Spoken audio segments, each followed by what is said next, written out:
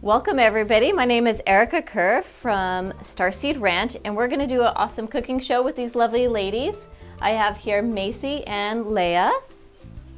Say hi, girls. Hi. So in a previous cooking class, I've shared about how to make cassava pizza, but here we're going to go over a little bit of shift differences of incorporating callo or taro into our cassava pizza, and also show you guys how we make some pesto. And we're going to get started, and it's going to be for a big batch for a big group of students. So we're not doing it stovetop, but oven. Step one is we have to cook the callo. Dash harvested this last week, and I've been saving it. So how I cook our callo is when it's this size, bigger than a fist, you need about an hour of pressure cooking it in your Instapot or regular pressure cooker. I'm going to just put these in whole. I could speed it up if I were to cut it up, but I like the texture better for pizza when it's whole, and then it's a little bit less gelatinous.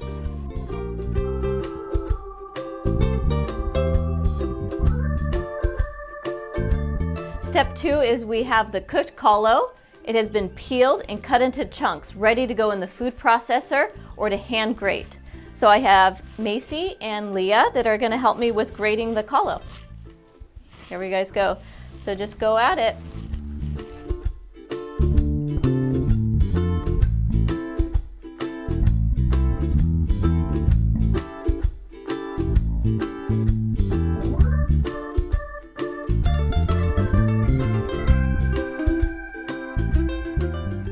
Next step is we want to season callo crust, and my favorite thing is rosemary. I just love the aromatics of rosemary bread and anything that is starchy with the rosemary. So we're just going to get this destemmed, chop it up, and then we're going to add in some salt, garlic powder, and if you wanted you could also do onion powder.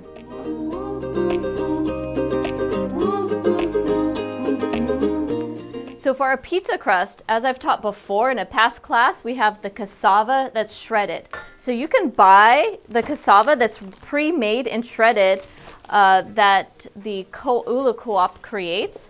So we have this cassava, but I think it's better when you add callo in. And you can make a pizza with just callo that you grow yourself, that you buy pre-frozen, that by the Ulu Co-op. So there's many ways to have access to some taro or callo.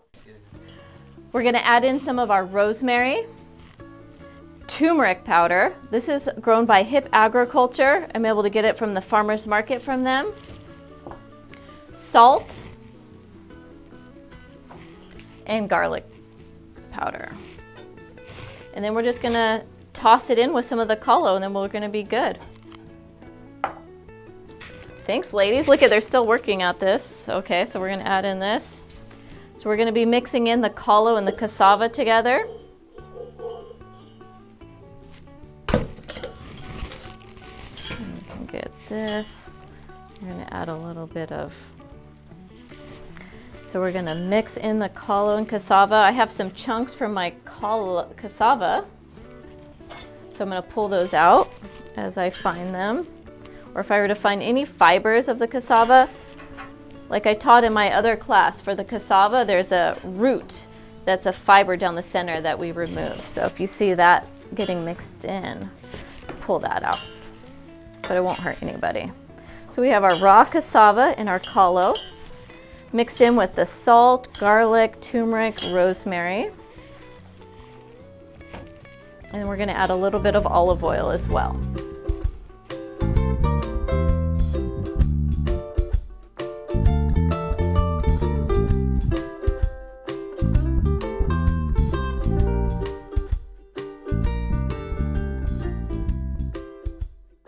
All right, step 4 is we're going to oil the pan, and a baking sheet works really well for cooking this large size pizza for a group compared to the stovetop.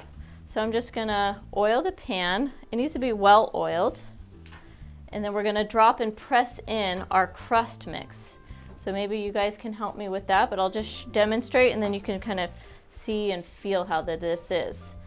And when we bake and put this in, we're going to end up baking this for 20 minutes or so on one side And then the cool part is flipping it and baking it on the other side to really get it nice. And my children don't like the crust too thick or too thin. So it's a little bit of a Goldilocks effect of how do you like your pizza crust? And since it's callo and cassava, I'd say not too thick because then it will be more cake-like, right? So we're just gonna press this down, and it's important to press. So if you guys want to add, and we're gonna just do like a 1/4 inch thick. And we'll just fill it in there so you guys can help press that down. I'll put some more in. It looks like we have enough to make, what, like 3 pizzas compared to just 2. Why don't you try that out? How does it feel? It's cold. Yeah, the cassava was frozen that we had, and I had just pulled it out of the freezer earlier today to defrost it. And we can fill in there.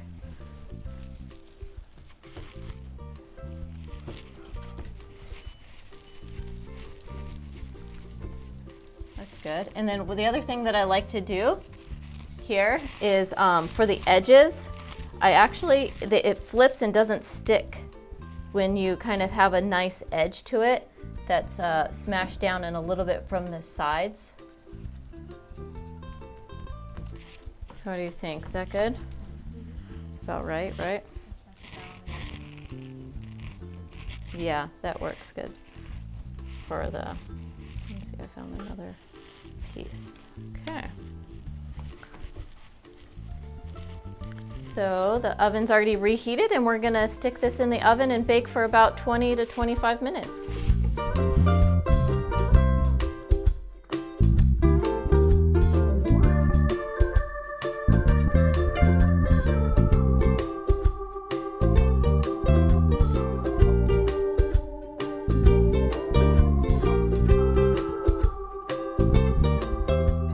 Our 2 pizza crusts might be a little different, which is cool.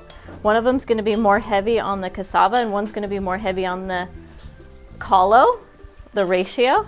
And then we'll get to see, do you girls want to add in some more salt, the rest of the turmeric powder? You can add in the garlic powder. The rest? Yep. And toss that in.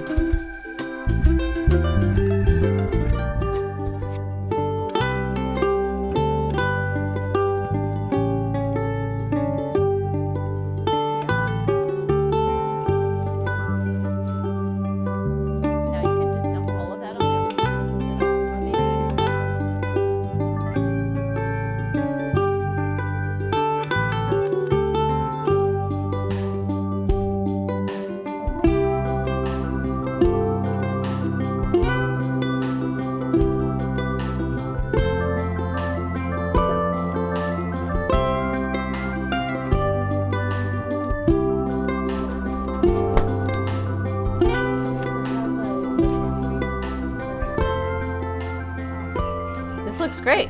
And this is a thicker crust, so this is more callo.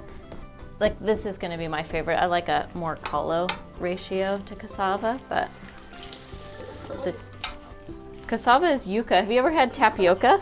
Yeah. Tapioca is the starch from cassava or yuca. Everybody's had like boba, right? Tapioca pearl. Okay. It comes from this plant right here. Yeah, that's cassava. It grows much bigger than that. That's like a little baby comparatively to how it grows. Okay, so let's stick that in the oven. Looks good.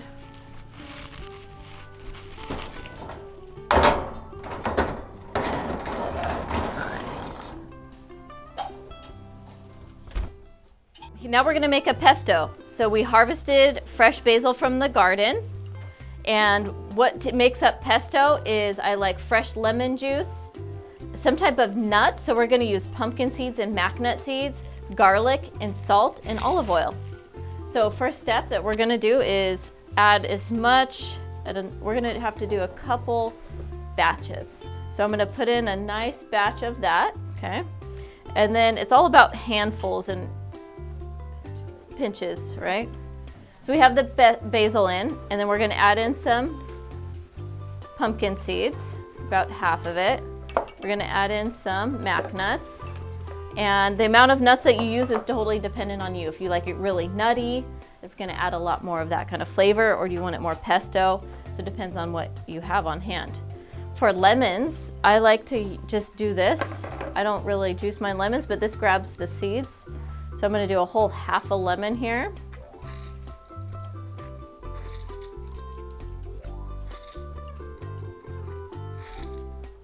Isn't that great? Okay. And garlic. So garlic is another thing that's up to your choice. So for garlic, I'd say the garlic settles in after it sits, and we're gonna be baking this on our pizza. So this is a good amount of garlic right there. Definitely need to add salt. Mac nuts don't have salt. And then we can add more salt after we taste it, or more lemon. So all of this stuff we can add in more after we taste it. But we're gonna probably need all of that. Okay, we'll start grinding. And after it starts grinding, we can add more basil. Ready? It's gonna be a loud sound.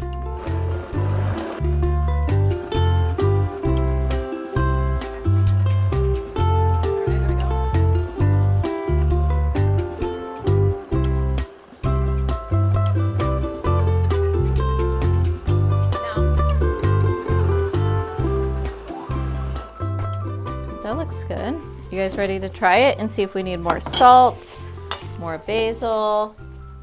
And this is looking a little chunky, so you can make your pesto chunky or super smooth depending on how much you blend it or food process it. Okay, let me try it first. Oh, okay. It's off. See what you can tell me.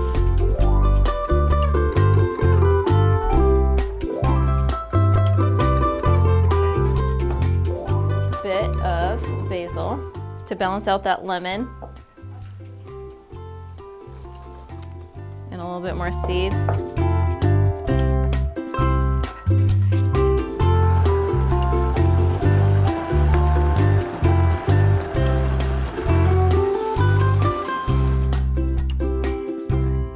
I think we're good with that. So how we make a pesto is really up to you. The amount of salt. This is not Italian pesto. Italian pesto has Parmesan, and that replaces some of the salt. And for Italian pesto, if you want to make a big batch of pesto that you're going to save in your fridge, I would recommend blanching the basil, because then it won't oxidize. And so you know what blanching is, right? You put basil leaves in a pot of boiling water, or you can just boil water and pour it over a bowl of basil, strain it immediately and ice it, and then blend it. But we're gonna be using this right away in our pizza, so we don't need to blanch. To effectively flip your baking sheet of colo crust, we pulled it out of the oven. It's pretty well good. You just need a cutting board or a surface that's close to the size of your cutting board, close to your baking pan. It can be a little smaller. There we go. So this is flipped. We're gonna add a little bit more oil to this pan and then slide it back on.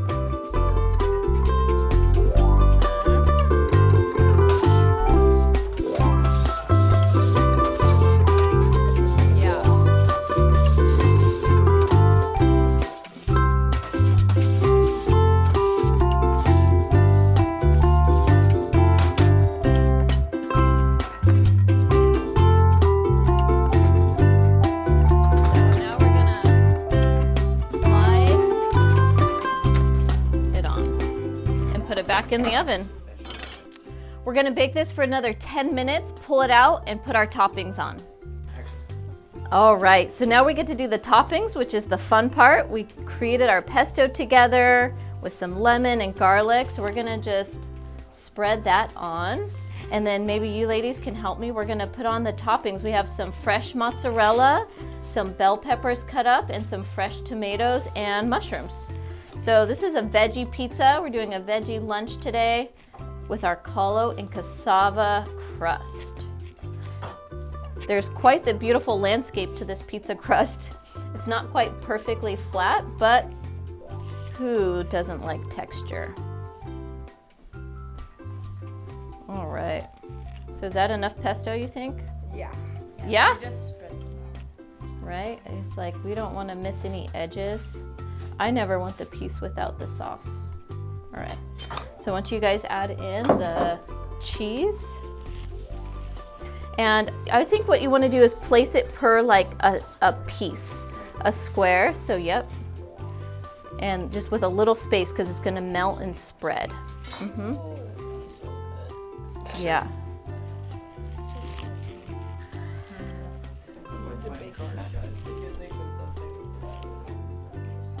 There you go. Nice.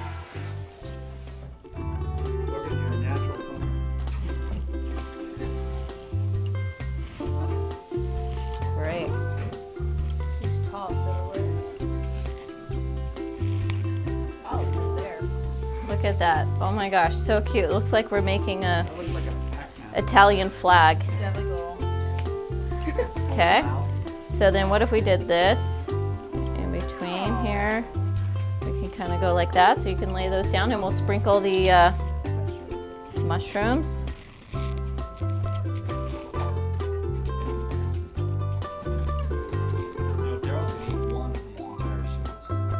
Yikes.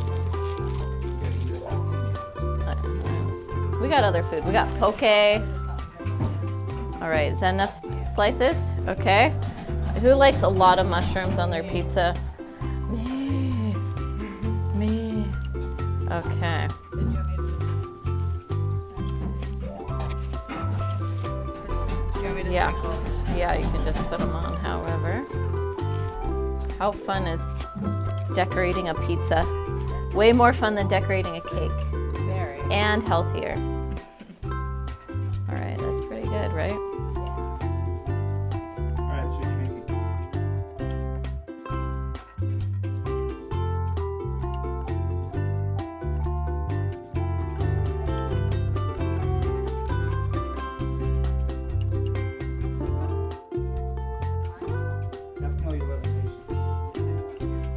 Spread it out to this side. There you go. There you go. You got some good technique there. I know. Dang, I like that.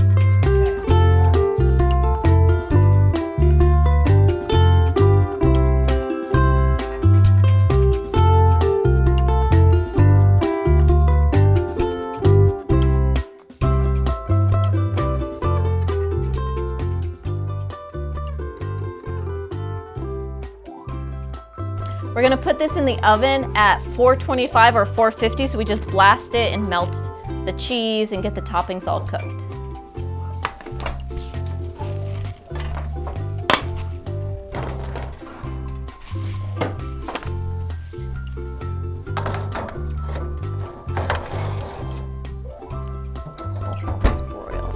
We just pulled out the pizza from the oven, and thanks for watching, you guys. I hope you enjoy to have your own kalo and cassava pizza using the local starches we have here growing in Hawaii.